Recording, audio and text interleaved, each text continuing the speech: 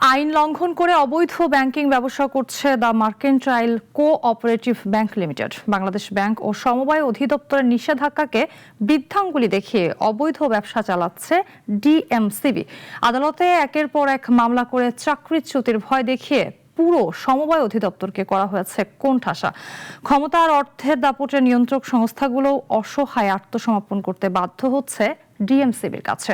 ডিএমসিবি নিয়ে সানিয়া আহমেদের ধারাবাহিক প্রতিবেদনে আজ দেখুন চতুর্থ পর্ব। এটা কি হিসাবে জানেন? ব্যাংক হিসেবেই জানি। ব্যাংক আর কত টাকা ডিপিএস করছেন? 10,000 টাকা মাসে। তারা এখনো ব্যাংক শব্দটা ব্যবহার করে অবৈধ ব্যাংকিং কার্যক্রম পরিচালনা করছে এবং জনগণ যথেষ্ট পরিমাণে আশঙ্কা রয়েছে প্রতারিত হয়। ঢাকা মার্কেন্টাইল কোঅপারেটিভ ব্যাংক এটা একটা হাই কোম্পানি, মূলত মানি লন্ডারিং করার জন্য এবং মানুষকে আকর্ষণ করার জন্য দ্বিগুণ ইন্টারেস্ট তারা অফার করে। গ্রাহকরা ব্যাংক মনে করে নিজেদের সঞ্চিত পুঁজি তুলে দিচ্ছেন ডিএমসিবিতে, অথচ আদৌ ব্যাংকিং লেনদেন করার মতো কোনো সরকারি অনুমোদনই তাদের নেই। বাংলাদেশ ব্যাংক সমবায়ের ঘাড়ে দায় চাপিয়ে মুখে মুখে বারবার ব্যবস্থা নেয়ার কথা বললেও আদতে কিছুই করছে না। কানাঘুষো রয়েছে বাংলাদেশ ব্যাংকের দায়িত্বশীলরাও অর্থ আর ক্ষমতার কাছে নতি স্বীকার করছে, অথচ বিজ্ঞ আইনজীবীরাও বলছেন এটি হাই কোম্পানি, জনগণদের সঙ্গে নিয়মিত প্রতারণা করছে এরা। অনুমোদন ছাড়াই ব্যাংকিংয়ের নামে এই অবৈধ ব্যবসা এমনভাবে করছে যেন গোটা সরকারই তাদের কাছে দায়বদ্ধ। কি এমন রহস্য তা জানাবো আজকের পর্বে। ডিএমসিবি সমবায় অধিদপ্তর থেকে লাইসেন্স নিয়ে চালিয়ে যাচ্ছে ব্যবসা। সংশোধিত আইনে ব্যাংক শব্দ ব্যবহার ও একাধিক শাখা খোলায় নিষেধাজ্ঞা দেওয়ার পরও সেটি মানতে নারাজ ডিএমসিবি কর্তৃপক্ষ। ব্যবসা চালানোর তাদের একমাত্র ব্যাকআপ এখন আদালত।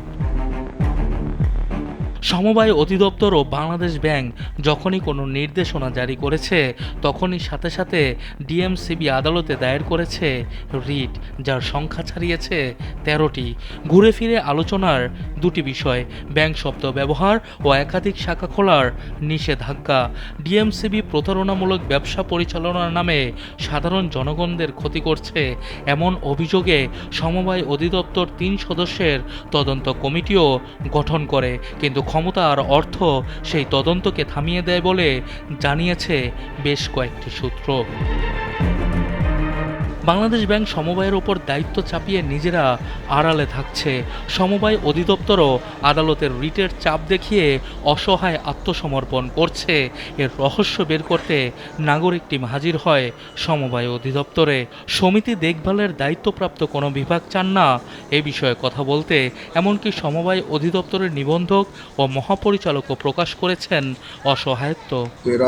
একাধিক রিট করে একাধিক রিট করে সীমিত করে রেখেছে, কারণ এটা কারো কিছু করার নেই। এখন বাংলাদেশ কিছু করতে পারতেছে না, আমরাও কিছু করতে পারতেছি।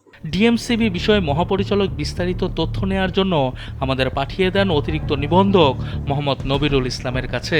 সেখানে জানা গেল এর আগে সমবায়ের পক্ষ থেকে যারাই ডিএমসিবির বিরুদ্ধে ব্যবস্থা নিতে গিয়েছেন তারাই হয়েছেন নানা হেনস্থার শিকার।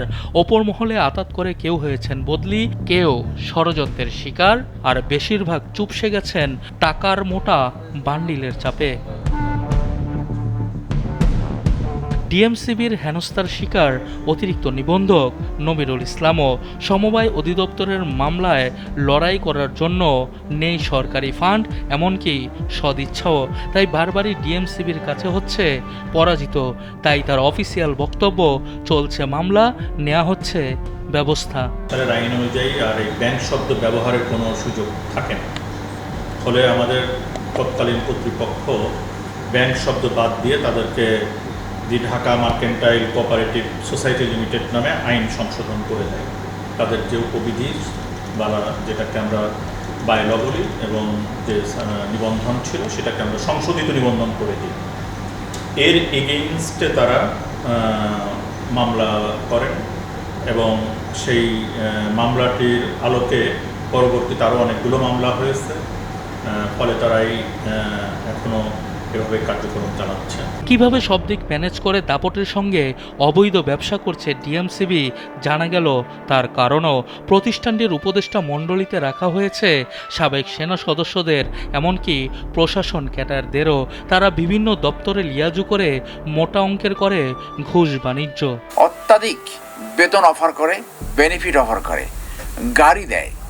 এইটা নিয়ে এই সমস্ত অফিসার, এইরকম প্রায় হাফ ডজন অফিসার এখানে কাজ করে। এই অফিসার থেকে দিয়ে তারা ইন্টেলিজেন্স অর্গানাইজেশনকে ম্যানেজ করে, কোঅপারেটিভের যে সমবায় মন্ত্রণালয় তাদেরকে ম্যানেজ করে, বাংলাদেশ ব্যাংককে ম্যানেজ করে, অর্থ মন্ত্রণালয়কে ম্যানেজ করে। ডিএমসিবির ভয়ে কাঁপছে সমবায় অধিদপ্তরের বেশিরভাগ কর্মকর্তা। আদালতে মামলার ভয় দেখিয়ে চুপ করিয়ে রাখা হচ্ছে তাদের। বিষয়টি নিয়ে গণমাধ্যমের কাছে মুখ খুলতেও নারাজ তারা। ডিএমসিবির কর্মকর্তারাও যেন মুখে কুলু পেটে রেখেছেন। মালিকরা দেশে নেই বলে মিডিয়াকে এড়িয়ে যাচ্ছেন কর্মকর্তারা। তবে নাম প্রকাশ না করার শর্তে ডিএমসিবির একজন কর্মকর্তা জানান, বিদেশে বসে বাংলাদেশে এমন ব্যবসা যারা করতে পারেন তাদের ক্ষমতা সম্পর্কে নিশ্চয়ই ধারণা করতে পারছেন। সুতরাং বিষয়টি এড়িয়ে যাওয়াই ভালো। প্রচ্ছন্ন ও কৌশলী এই হুমকি তারা যখন গণমাধ্যমকে দিতে পারেন, তখন অন্যদের অবস্থা কি সেটা সহজেই অনুমেয়। সানিয়া আহমেদ, নাগরিক, ঢাকা।